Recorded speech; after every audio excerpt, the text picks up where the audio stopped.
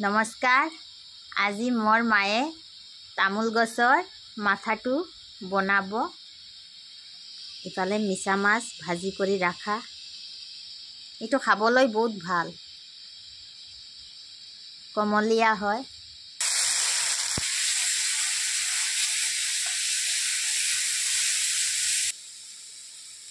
আদা নহৰুৰ পেষ্টখিনি ভাজি হৈ গ'ল। এতিয়া মছলাখিনি দি দিব। ভালদৰে ভাজি লৈছে। এইটো আগতে বইল কৰি কেনে ৰাখা আছে। এতিয়া মিছা মাছ ভাজিটো দি দিব।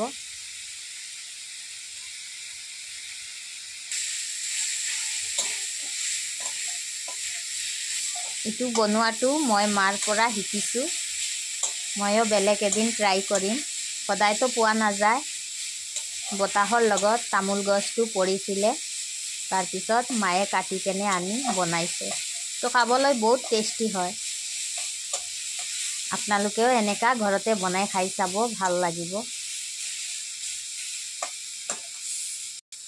এতিয়া বইল কৰি ৰাখা তামোল গছৰ মাথাটো দি দিছে।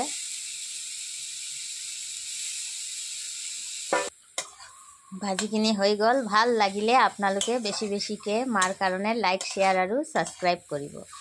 মোৰ মায়ে আকৌ বেলেগ ৰেচিপি লৈ আপোনালোকৰ ওচৰত আহিব। নমস্কাৰ।